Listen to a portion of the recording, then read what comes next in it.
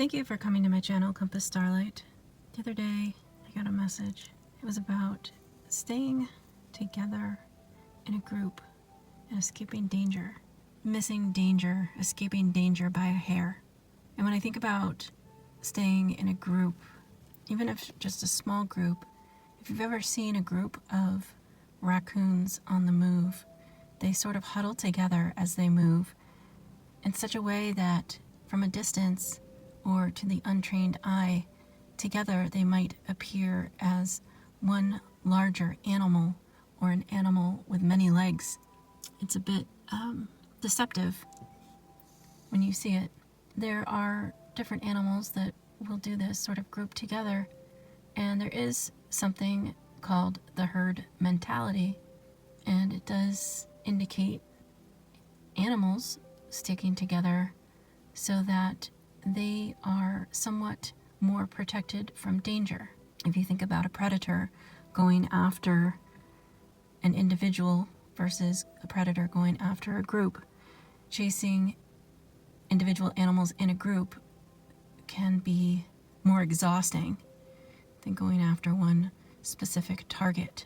So I was thinking more about this small group and escaping danger by a hair, and what does that mean in so many different ways? For example, escaping danger. Are we talking about a life or death situation?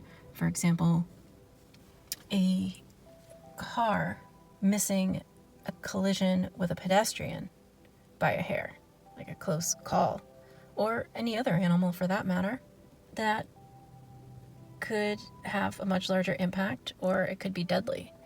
There is this extreme sense of danger. But I also was considering what other kind of situations might be perceived as being in harm's way or being in a dangerous situation. And so I'm asking you as well to contemplate what that might look like for yourself. What do you fear? And do you find yourself surrounding yourself with others in order to protect you from that fear becoming a reality? Okay, and then tonight there was something else, a vision of another group. Or, it could be the same group, it doesn't really matter, but it's the message of that herd mentality, everyone sticking together as a form of protection from danger. And in this particular case, the herd was enclosed in a circle. And I'm not talking about a great herd like we hear of herds of bison, I believe it's bison, that roam through Yellowstone National Park, for example. Not these great swarms of animals that migrate across the plains in Africa during, a change of season. I mean, more so the day-to-day comings and goings of animals that travel in small herds or packs, a smaller group of animals. This is what I was seeing in my vision. And so they were enclosed in a circle, again, in order to protect themselves from danger. And what was interesting to me is the consideration that danger was all around them. Literally, there was danger all around this particular herd in the vision. And therefore, they are stuck in this circle until the danger subsides. And at what point does one get to break from the group if they would like to do so? At what point does one individual break from the group in order to pursue its own path without feeling like it's going to succumb to danger? And at that point, I had a thought, a memory, and it's something from childhood. It's something I heard in grade school. It was it was a quote from some kind of presentation at a school meeting. It said, "A man drew a circle to keep me out. So I drew a circle to include us both. I thought it was an interesting concept at the time when I was a child. And obviously it is something that has stuck with me into adulthood. It's stuck with me for my entire life. We always, I mean, honestly, we always have the ability to choose love and embrace others in love and compassion.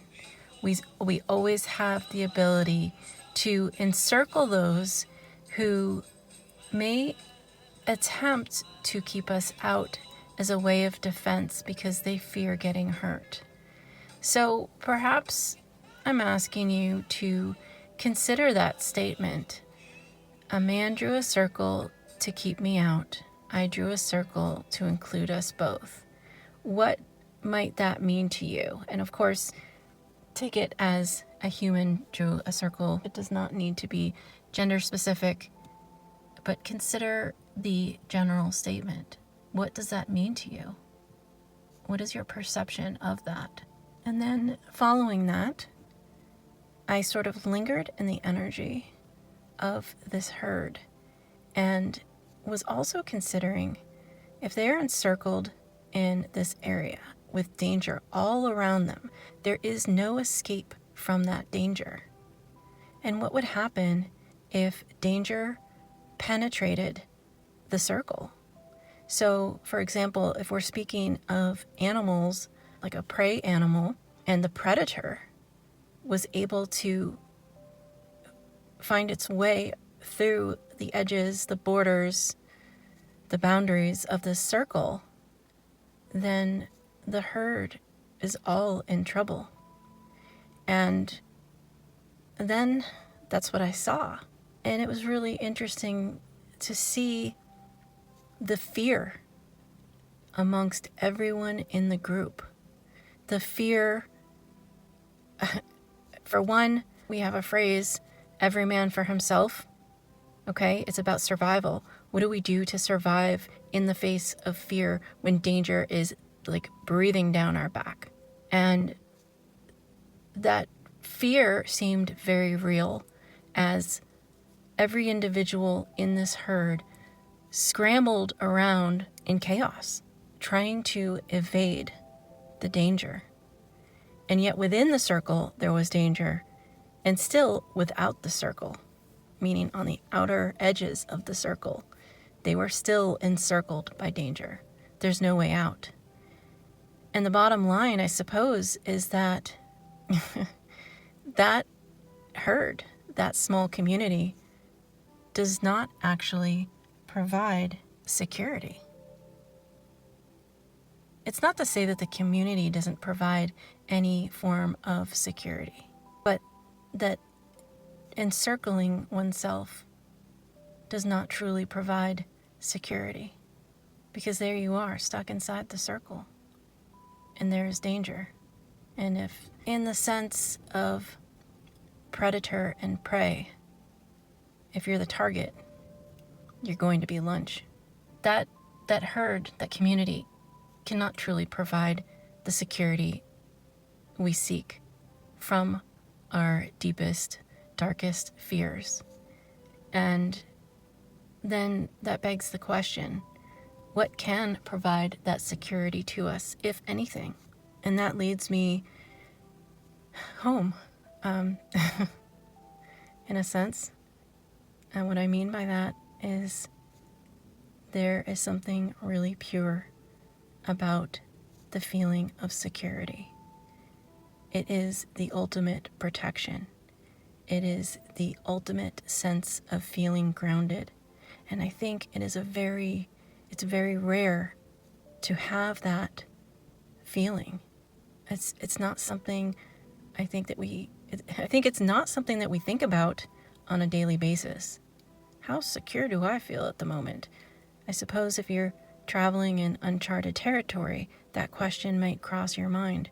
But if you're living a lifestyle that is consistent and status quo, what is the word? complacent. If we live a lifestyle of complacency, we have patterns and routines and expectations, and there really isn't any room for risk. We don't have to ask ourselves that question very often. Do I feel secure physically? Nor do we ask ourselves often, do I feel secure emotionally? We may ask ourselves more frequently, do I feel secure financially? But there are all different kinds of ways to feel secure. And I would bet that some of them supersede others. In other words, I do believe that you can have a very strong sense of security even if you are not financially secure. And I really believe that that feeling of overall security, that you are safe, that you are protected, outshines any need for money, for example. If you have that feeling of security, it's like you want for nothing. You're not worried about anything else. Do I have enough food? Do I have enough money? The question doesn't seem to arise because it is such a strong overriding feeling. I am protected. How often do we walk through life truly feeling that way? I ask the question because I have felt that feeling, and it's not something that comes naturally to me. It's not something that I feel frequently. But after having felt it, there was nothing like it.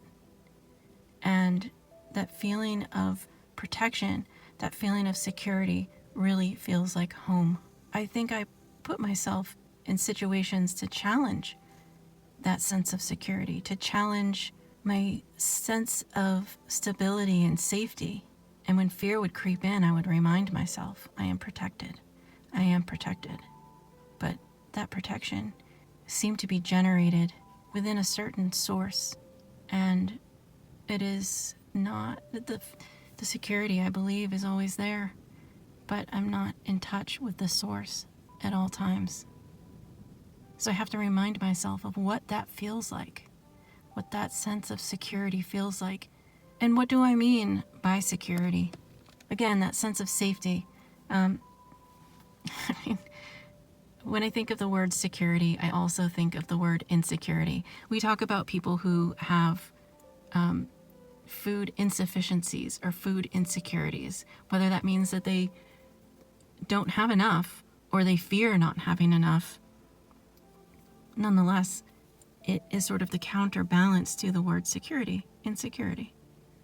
And we talk about people feeling insecure, people not feeling okay with themselves, people not wanting to show or share all of themselves because they feel insecure, they feel incomplete or like they are not enough. How do we get over that? How do we, as individual human beings, how do we get over that?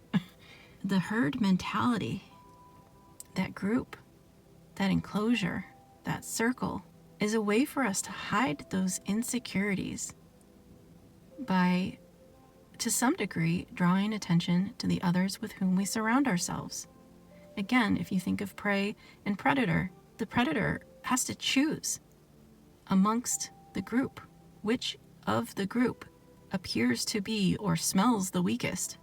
But in a few seconds, that's a very instinctive move for a predator to make.